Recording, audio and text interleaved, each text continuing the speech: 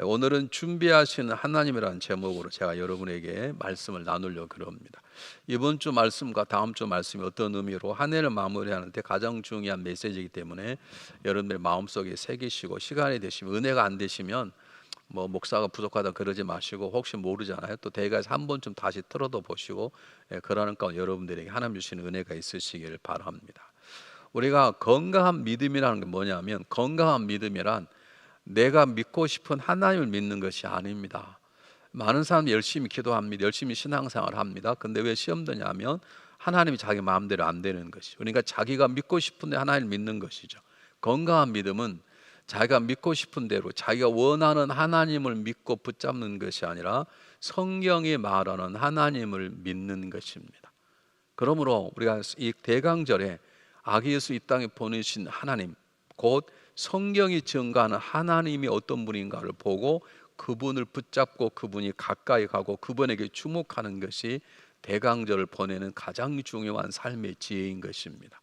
오늘 성경 본문을 보면 제가 잘 못 설명해서 그렇지 정말 아름다운 하나님의 모습이 담겨져 있고, 그 하나님과의 만남을 통해서 아름답게 반응하는 마리아의 모습이 나와 있습니다. 제 설명이 좀 부족하거든. 여러분이 대가족 성경을 좀 보시고 또 한번 반복해서 한번 보셔서 오늘 메시지가 반드시 여러분의 삶이 되기를 간절히 바랍니다. 자, 오늘 본문 속에 우리는 먼저 하나님의 일하시는 모습을 볼 수 있는데, 제일 첫 번째, 하나님의 준비하시는 하나님의 모습을 볼 수 있습니다. 여러분이 성경 공부에서 다 아시지만 창세기 3장에 보면 아담과 이브가 죄를 범하면서 하나님과 우리의 관계는 깨어져 버리는데, 하나님은 죄 지은 인간을 포기하지 않습니다. 창세기 3장 15절에 보면 내가 너와 여자와 원수가 되게 하고 너희 후손이 여자 원수와 원수가 되게 하되 여자 후손이 너희 머리를 상하게 할 것이고 너는 그의 발을 발꿈치를 상하게 할 것이다, 이렇게 말씀하시는데, 거기에 등장하는 여자의 후손이 누굽니까? 이 땅에 오실 예수 그리스도이십니다.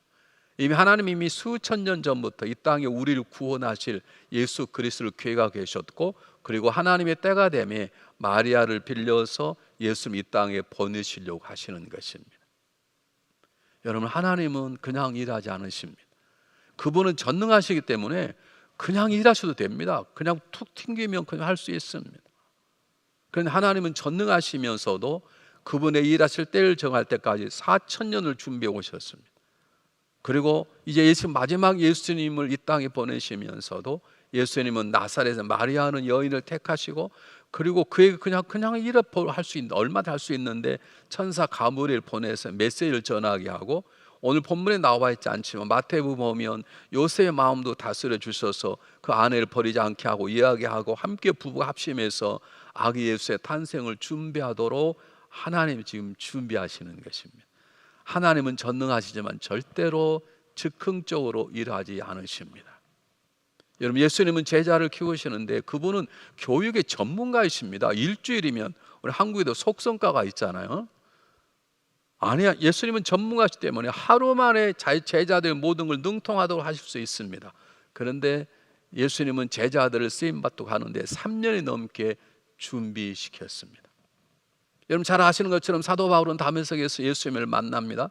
그 행악자가 예수님을 만난 다음에 예수님의 음성을 듣게 됩니다. 눈에서 비늘이 떨어지며 새로운 세상에 보였습니다. 그것만 가지고도 그는 위대한 사도의 삶을 살 수 있고 큰 소리 뻥뻥 치며 일할 수 있는데, 바울은 그러지 않습니다. 그 놀라운 감격을 가지고 아라비아 사막에 들어가 3년 동안 자기의 사역을 준비하는 것입니다. 우리가 배워야 될 모습이 이것입니다. 하나님의 준비하심을 닮아가는, 준비하는 하나님의 자녀가 되어야 되는 것입니다. 여러분 한번 물어볼게요. 요즘 매 집에서 있잖아요. 재택하시잖아요. 그럼 부인 되신 자매님들 식사를 준비할 때 어떻게 하시나요? 그냥 냉장고 열어가지고 오늘 김치찌개, 또 그 다음 냉장고 또 오늘 라면, 그렇게 하십니까? 적어도 월화수목금 우리 남편이 집에 있는데 애들도 있는데 어떻게 음식을 해야 되겠다 준비하시나요? 안 하시나요? 대답하기도 싫어버리셔요? 밥하는 거 생각하면 끔찍하셔요? 여러분 준비를 하셔야 되지 않습니까? 한 번밖에 없는 인생을 살아가는데 어떻게 대강 삽니까? 좀 1년이면 얼마나 빨리 지나갔습니까? 우리 3월 달에 교회를 샷다운하면서 야 어떻게 이걸 한다. 근데 벌써 1년이 후딱 지났지 않습니까? 우리 인생이 100년을 산다 하더라도 순식간에 지나가는데 어떻게 그냥 살 수 있습니까? 적어도 하루를 계획하고 1년을 계획하고 계획해야 될 게 아닙니까? 제가 웨이크에서 목회하면 목회 안수를 받았는데 안수 받기 전에 하는 것이 뭐냐면 멘토 목사를 만나 1년 동안 그분하고 계속 책 한 권 가지고 공부를 하는 거예요. 그분께서 저를 1년 동안 잘 관찰한 다음에 이 사람은 목사 안수 받을 자격이 있다고 해야 제가 비로소 목사 안수 시험을 볼 수 있습니다. 근데 제 담당 목사님이 여자 목사님이셨어요. 한 1,000명 모이는, 그때 1,000명이 굉장히 큰 교회죠. 웨이코에서요. 1,000명 모이는 교회, 제가 그때 처음 봤습니다. 그 목사님 책상 위에 오늘 할 일, 이번 주 할 일, 이달에 할 일, 그 서류함이 3개가 있었어요. 저는 한국에서 목회 여러 목사님을 섬겨봤지만 그렇게 하신 분을 보지 못했거든요. 여러분, 우리는 준비하며 살아가야 되는 것입니다. 하루 1시간이 금쪽 같고 한 달이, 하루가, 일주일이 정말로 귀한 것인데 어떻게 그냥 즉흥적으로 살아갑니까? 적어도 1년은 10년 아니더라도 1년을 계획하고 살아가야 되잖아요. 용서하고 들으십시오. 제가 자랑하려고 하는 게 아닙니다. 저는 내년 5월 말까지 설교가 다 잡혀져 있습니다. 이제 10월 말 되면 6월까지 저희가 보통 6개월을 미리 쓰고 1월 달 되면 그 다음에 그걸 다 미리 정리한, 물론 중간에 바꾸기도 하지만, 마음이 바꾸기도 하지만 우리 교회 계획표에 의해서 난 첫 주는 이렇게 설명하고 이렇게 해야 되겠다 그래서 5월 말까지 본문하고 제목이 다 적혀져 있습니다. 제가 정말 용서하십시오. 자랑하려고 그러는 게 아닙니다. 그렇게 안 하면 목회가 안 되는데요. 여러분 그냥 살아가십니까? 그냥 살다 보니까 애가 태어나고 그렇습니까? 저도 결혼하면 우리 언제 애를 몇을 낳을 거고 언제 낳을 거고 계획하고 살아가야 되지 않습니까? 하나님이 준비하시는데 우리 이번 대강절을 어떻게 보낼 것입니까? 이번 성탄이 어떻게 보낼 것이며, 이 어려운 암울한 2020년 지나면 21년에 새로운 해가 오겠지만 어떻게 될지 모르는 상황 속에서 적어도 21년은 나는 이렇게 살아야 되겠다, 내가 원하는 게 아니라 나를 세우시고 나를 쓰시겠다는 하나님께서 다가온 새해 나에게 어떤 일을 주실 것인가를 우리가 적어도 생각해보고 준비하고 기도하고 살아가야 될 게 아닙니까? 두 번째입니다. 오늘 메시지가, 두 번째 메시지가 뭐냐면, 아까 말씀 창세기 3장 15절 말씀에 하나님께서 여자의 후손이 사단의 머리를 상하게 한다. 그 여자 후손은 예수 그리스도신데 예수 그리스도를 보내시겠다는 약속을 오래전에 하셨어요. 한 달 전에 한겠다, 몇 년 전에 아니라 수천 년 전에 하신 말씀을 때가 되니까 하나님은 이제 마리아를 통해 그 일을 실행하려고 직접 준비하고 계시는 것이죠. 수천 년이 된 약속을 하나님 잊지 않으시는 것입니다. 그분은 신실하기 때문입니다. 여러분 죄송하면 저는 잘 잊어버립니다. 잘 잊어버려요. 저는 기도 부탁하면 하겠다고 그러고 잊어버릴 때가 많아요. 그래서 요즘 제가 일일이 다 써요. 아니 옛날부터 머리가 좋았던 30대도 잘 잊어버려요. 가끔 물어요. 우리 집사람, 여보 누가 나의 기도 제목을 부탁했는데 생각이 안 난다? 나도 안 나는데 지가 어떻게 알겠어요? 근데 그래 너무 답답한지 오직한 우리 집사님 묻겠어요. 하나님은 잊지 아니하십니다. 왜냐하면 그분만이 우리가 믿을 수 있는 유일한 신실한 분이시기 때문입니다. 한번 약속하시면 잊지 않으신 분이십니다. 약속하시면 변개치 않으신 분이십니다. 우리 약속해놓고도 얼마나 많이 파괴하고 깨고 그렇습니까? 근데 하나님은 이미 아담과 이브가 죄를 지은 다음도 즉시적으로 이들을 구원해 내겠다고 말씀하십니다. 창세기 3장에 뱀도 저주받고 땅도 저주받았지만 인간이 저주받았다는 말을 쓰지 않습니다. 왜냐하면 하나님이 그때부터 이들을 구원하실 계획을 세우고 계셨습니다. 그런데 세상에 가인이 아벨을 죽여버렸네. 아벨이 죽임받을 만한 아무런 잘못이 없습니다. 아벨 때문에 가인은 손해모도 없습니다. 그런데 죽여버렸네. 나 같았으면 이 가정은 안 되겠다. 하나님은 가인의 살인사건에 불구하고 인간의 구원의 계획을 그분은 바꾸지 않습니다. 좀 지났더니 이게 하나님의 사람이 세상 사랑을 좀 난리가 난.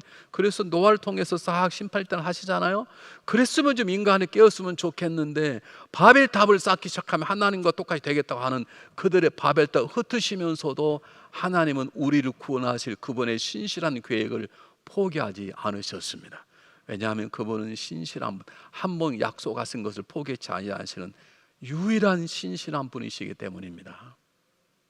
아브라함을 믿음의 조상으로 택하려고 부르셨습니다. 아브라함은 어떤 사람입니까? 자기 아내를 살게도 어떻게 두 번씩 팝니까? 한 번에 어떻게 했다 하더라도, 근데 하나님은 내가 보니까 너는 안 됐다, 너는 믿음의 조상이 안 되겠구나, 취소하지 않고 결국 아브라함을 만드셔서 믿음의 조상으로 세우시는 신실한 분이 우리 하나님이신 것입니다. 믿습니까? 하나님께서 다윗의 왕위를 위해서 영원한 왕이 태어나실 거라고 말씀하셨는데, 다윗이 어떤 사람입니까? 살인자요, 가늠한 자입니다. 그런데 하나님은 포기하지 않습니다. 다윗과 솔로몬의 약점에 불구하고 그 다윗의 위를 받을, 계속이 자라날 놀라운 계획을 하나님은 포기하지 아니하십니다. 여러분, 예수님은 제자를 택하였지만 다 배반하고 도망쳐 버렸습니다. 예수님 포기하지 않고 찾아가셔서 빈 그물을 채워주시며 놀라운 사명을 주십니다. 하나님은 신실한 분이십니다. 뿐만 아닙니다. 하나님은 전능한 분이십니다. 아니, 어떻게 하나님이신 그분이, 하나님의 아들이지만 하나님은 그분이, 지금 이 천사장 가브리엘이 마리아에게 정확히 얘기하는 거예요. 너는 어린아이를 낳게 될 것이다. 근데 그 이름을 예수라 하라.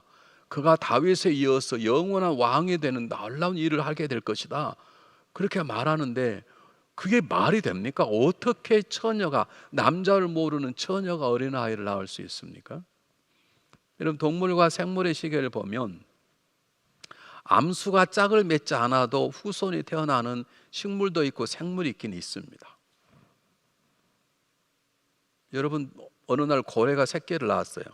근데 그 암고래는 수고래를 만나본 적이 없는 거예요. 이런 기적이 있어요. 이런 일이 있을 수 있어요. 지금 이건 그게 아닙니다. 하나님이 그분이 어떻게 인간의 몸을 입고 이 땅에 오시냐고요? 하나님과 동등되고 그분이 어떻게 이 땅에 오실 수 있냐고요? 오실 수 있습니다. 무엇 때문에? 하나님의 전능하심 때문에.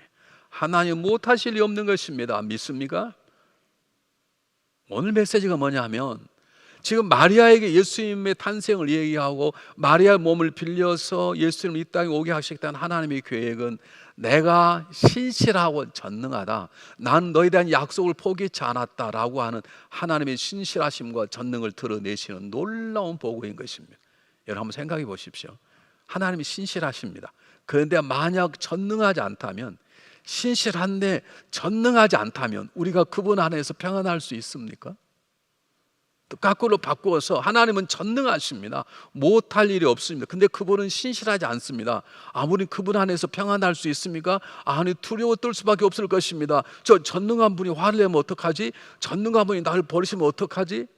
저분이 정말 신실하신데 나를 이번에 구원할 수 있을까? 전능하지 않으시다면, 우리가 정말로 평안한 것은, 우리가 담대할 수 있는 것은, 이 어려운 상황 속에서 주눅들지 않고 와서 예배 드릴 수 있는 가장 중요한 것은, 나를 붙잡으시고 세우시려고 하는 하나님의 손길은 신실과 전능한 손길이기 때문에 우리가 그분 안에서 당당하고 평안하게 살아갈 수 있는 것입니다. 이 진리를 깨달은 다윗이 뭐라고 고백합니까? 시편 4편에서 고백합니다. 내가 편에 눕기도 자기도 하리니 나를 안정에 거하시는 오직 여호와께시느니라. 내 능력이 아닙니다. 내 성실이 아닙니다. 내 경험이 아닙니다. 제가 이 교회를 30년 섬기는데요, 웬만한 30년이라면 눈 감고도 할 수 있으셔야 돼요. 근데 목회는 그렇게 못하겠는데, 우리는 전능하지 않기 때문에 30년을 교회를 섬겨도 자고 깰 때마다 오늘 어떻게 해야 됩니까? 하나님 묻지 않으면 안 돼요. 왜냐하면 저는 전능하지 않기 때문에. 근데 하나님은 신실하시고 전능하시기 때문에. 저는 신실하지 않습니다. 내가 이 교회를 위해서 정말 목숨 일해야 되겠다, 그러다가 어떨 때는 내가 이거 있어야 되나, 그런 마음이 들 때가 있어요. 여러분도 그러시지? 우리는 신실하지도 않고 전능하지도 않지만, 하나님 유일한 그분은, 우리 아버지라고 부르는 그분은, 우리를 독생자 피로 사셔서 너는 내 자녀라고 품으시는 그분은 신실과 전능한 두 손길로 우리를 품으시기 때문에 우리는 그 안에서 평안하고 그 안에서 용기 있게 살아갈 수 있는 것입니다. 세 번째입니다. 오늘 성경 본문에 보면 두 가지 이름이 나오는데, 하나는 나세렛이라는 동네 이름이 나오고, 하나는 한 여인의 이름 마리아라는 이름이 나오는데, 구약 어느 본문을 봐도 나사렛 동네 이름이 나오지 않아요. 그리고 마리아에 대해서 설명하고 있지도 않아요. 왜 하나님이 하필이면 아니 세상에 예수님을 드러내서 예수를 통해 수많은 사람을 구원하시려면 차라리 로마의 한 가운데 태어나시든지 아니면 이스라엘 민족이라면 예루살렘에 태어나시든지 그러면 다 소문날 게 아닙니까? 근데 왜 이름도 없는 나사렛 사는 한 여인을 택해서, 그것도 오직 돈이 없으면 여관 이틀 잠이 없어서, 돈이 없어서, 돈이 있으면 주인의 방이라도 잘 수 있을 텐데 얼마나 가난했으면 잘 방이 없어서 동물의 밥통에서 예수님을 받았겠어요? 왜 이렇게 일하시는가? 답은 하나입니다. 모릅니다. 왜 하나님이 이렇게 일하시는가? 모릅니다. 모르기 때문에 하나님은 하나님이십니다. 우리 하나님을 다 알아버린다, 하나님 마음을 다 헤아리고 하나님의 방법을 다 안다면 하나님 이래서 이랬을 것이야, 하나님 이래서 그걸 다 안다면 하나님은 하나님이 아닙니다. 우리는 내 자신도 잘 모르고 이웃도 잘 모르고 그러는데 우리가 어떻게 하나님 마음을 압니까? 왜 하나님은 하나님이신가?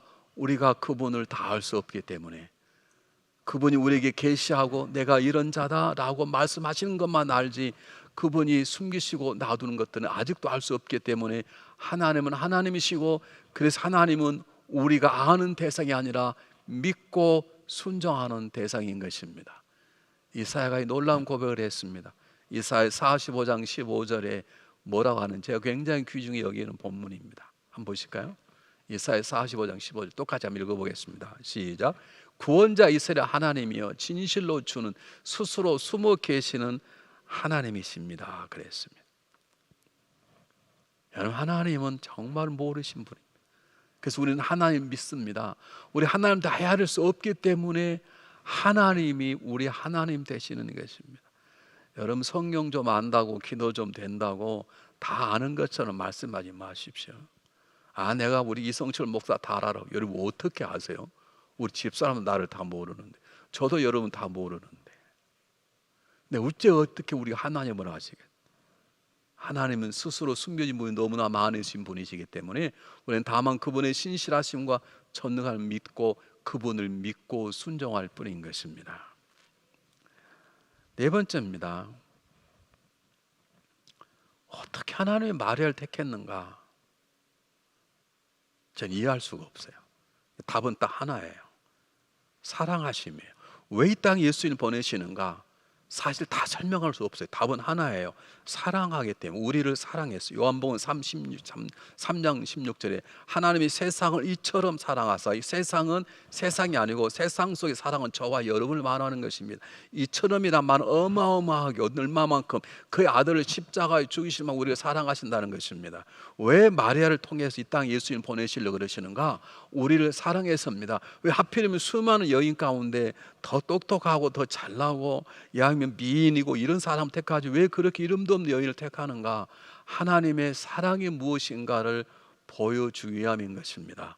이것을 우리는 가브리엘은 마리아에게 은혜라고 풉니다. 은혜란 단어를 2번 사용하였어요. 이 말은 무슨 말입니까? 하나 우리를 사랑하시는데 우리는 사랑받을 만한 어떤 이유나 조건이나 업적이나 성격을 가지고 있지 않아요. 그것 때문이라 은혜라고 말하지 않죠. 너는 사랑받는 게 당연하다 그러는데, 우리가 사랑받는 이유는, 하나님 우리를 이 땅에 보내신 이유는 그분의 은혜에 대한 사랑이에요. 값없이 주시는 사랑 때문에 우리가 은혜 때문에 사랑을 받는 것이에요. 믿습니까 여러분? 여러분이 여러분의 생명을 다 바쳐도 하나님 보시기에 우리는 그분의 은혜로 사랑을 받는 것이지 나의 인격이나 나의 선행이나 나의 어떤 일이나 나의 어떤 가치 때문에 하나님께서 우리를 사랑하시는 것이 아니에요. 그래서 이것을 은혜라고 말씀하는 것이에요. 여러분, 제가 똑똑하거나 잘생겨서 이 교회 목회 30년 하는 게 아닙니다. 다른 말 하면 여러분 섭섭할지 모르지만 여러분이 너무 좋아서 여러분의 사랑을 제가 이곳에 있는 게 아닙니다. 하나님의 은혜로 있는 것입니다. 하나님 은혜가 제가 이곳 한 교회 30년 섬기는 건 꿈만 같은 일이 벌어진 이유는 제 능력이 아닙니다. 제가 똑똑해서가 아닙니다. 여러분, 이것은 하나님의 은혜 때문에 있는 것입니다. 은혜란 무엇인가? 이런 것입니다. 우리가 죄를 지어도 하나님 우리를 미워하지 않습니다. 우리가 미워할 뿐이지. 이게 우리의 문제이지. 우리가 아무리 못나고 부족해도 하나님 우리를 부끄러워하지 않습니다. 우리가 우리를 부끄러워하네. 어떻게 저딴 사람이 우리에게 장로지 부끄럽다. 우리가 그러지 하나님은 부끄러워하지 않습니다. 우리가 아무리 무지해도 그분은 우리를 절대로 무시하지 않습니다. 우리는 누가 좀 바보 같고 무지하면 우리는 금방 무시해버립니다. 그런데 그분은 그러지 않습니다. 영원히 어리석고 어려도 그분을 귀하게 여기시고, 우리는 그분을 배반하고 하나님 자녀답게 살지 못해도 그분은 내가 내 집사라니, 내가 널 목사라니, 내가 부끄럽다 창피하다. 하나님은 그러지 않습니다. 우리가 못나서 남편을 창피하게 생각하고 우리가 악해서 아내를 부끄럽게 생각하고 그렇게 살아가는 것이지, 내가 어떻게 너 같은 자녀를 낳았다고 미역국을 먹었지, 우리가 그따위 말하는 것이지, 하나님은 그러지 않으십니다. 그게 지금 오늘 성경의 본문에 보여주는 놀라운 메시지인 것입니다. 여러분 기억하십시오. 이걸 하나님의 은혜라고 그러는 것입니다. 어떻게 모세가 위대한 지도자가 될 수 있습니까? 사람을 아무리 성질이 급하다고 사람을 때려 죽입니까? 하나님은 그를 40년 동안 훈련시켜서 그 성격을 비우게 하고 위대한 왕으로 지도자로 세웁니다. 하나님의 은혜입니다. 여러분 간음하고 살인했던 다윗을 어떻게 하나님 마음에 합한 자로 세웁니까? 하나님이 그를 품으시고 용서하고 합한 자 되도록 만드신 다음에 그를 품어주시는 것입니다. 저와 여러분이 이곳에 와 있는 이유는 우리의 성실함이 아닙니다. 우리의 능력이 아닙니다. 우리의 믿음이 자라서가 아닙니다. 여전히 부족하지만 우리를 인도하시고 품어주시는 그분의 넉넉한 은혜 때문인 것입니다. 여러분 그렇게 사세요. 제가 어느 날 목회를 하면서 하나님의 하나 깨달은 게 있어요. 누구라고 말하면 오래전 일이지, 한 15년 전 일인데 오래된 일이지만 분이 신앙생활 잘 못하는 거예요. 제가 여기까지 불러서 당신 그렇게 신앙을 하려면 차라리 다른 거라 하고 싶으면 여기까지 온 거예요. 그래서 제가 차라리 했습니다. 하나님 이건 말을 할까요 말할까요? 잘못하면 그냥 놔두면 안 되지 않습니까? 그런데 하나님 저기 딱 한 말, 너는 잘하냐고. 그런 제가 할 말이 없었습니다. 그래서 저는 설교할 때는 할 말을 다 하지만 설교 내려가서 1차 말하지 않습니다. 잘 기억하십시오. 말을 안 듣는다고 이런 바르게 사는 게 아닙니다.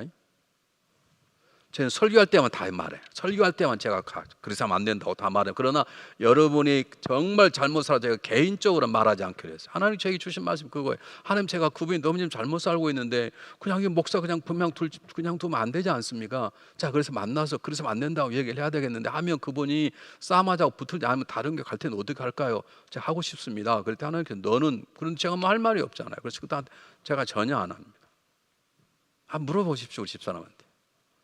저 우리 집사람에게 왜 당신 그렇게 밥을 이렇게 잘 못해 잘해 1차면 전 주는 대로 먹고 안 주면 안 먹고?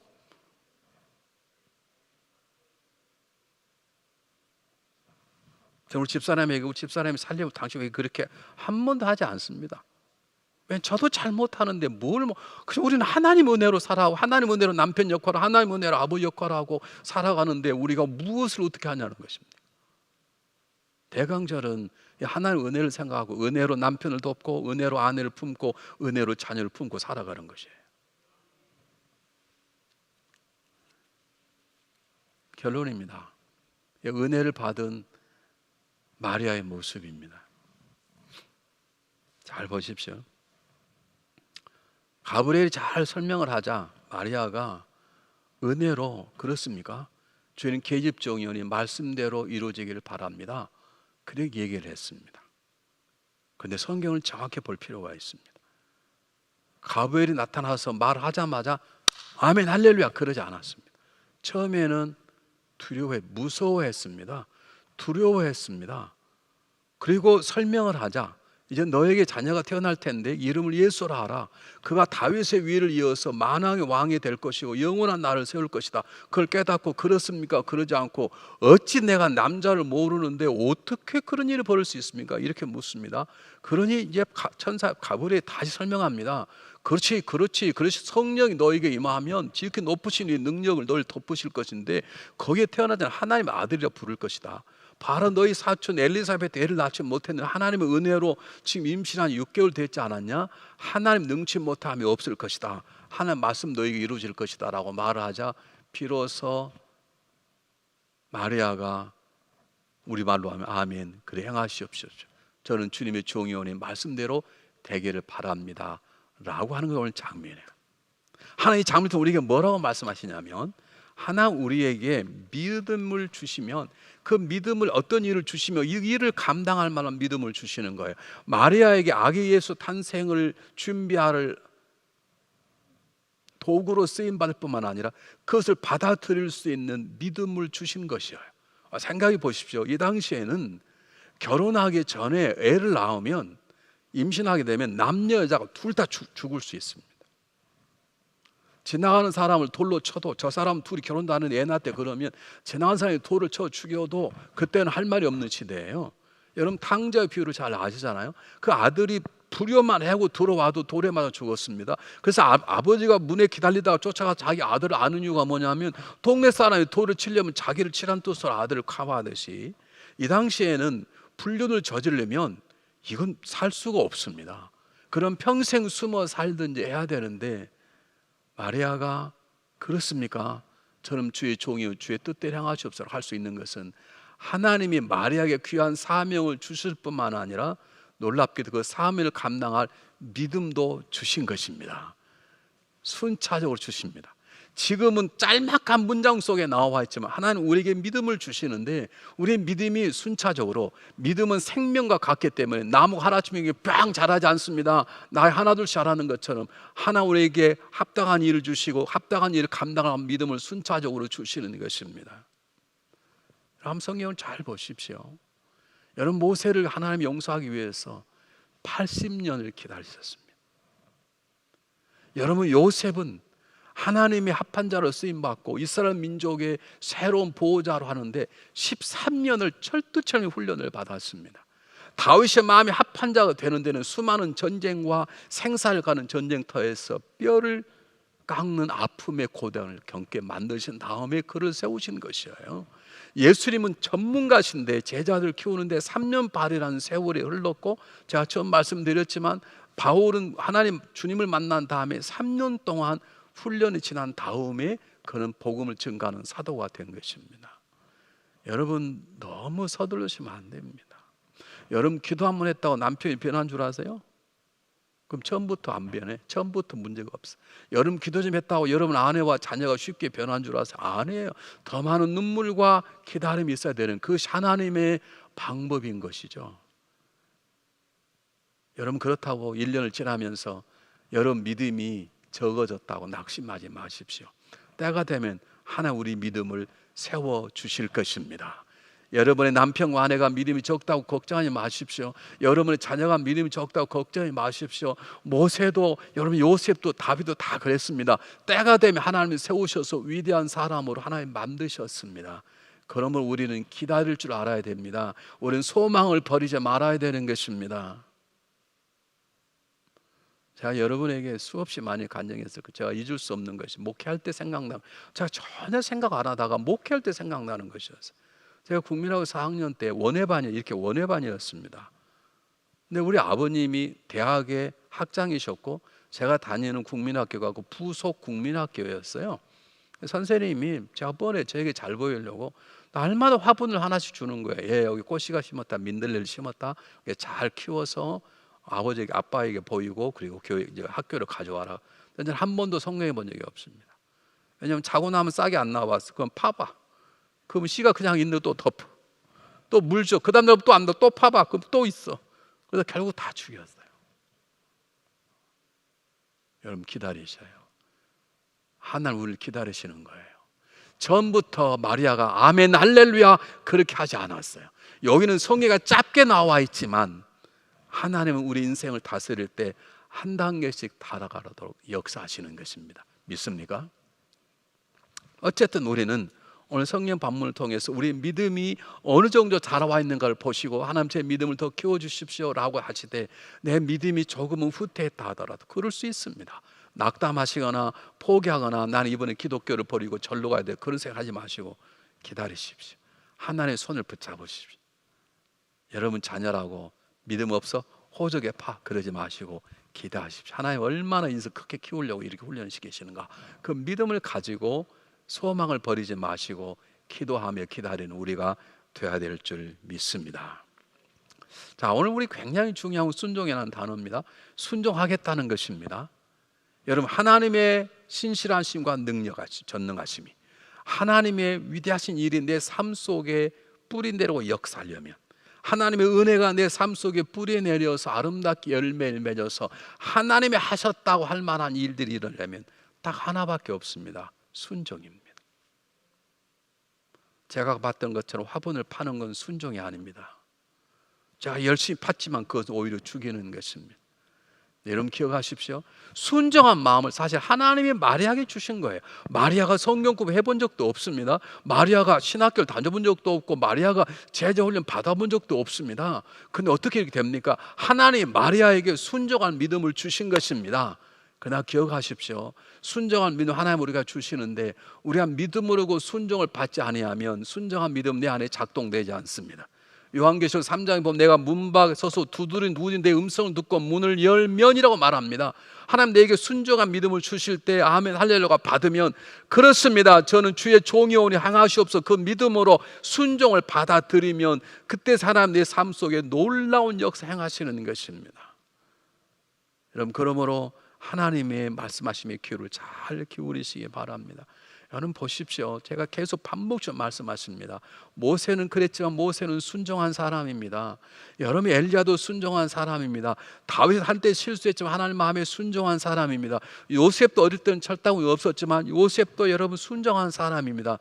하나님은 순종하는 사람을 통해서 놀라운 일을 행하시는 것입니다.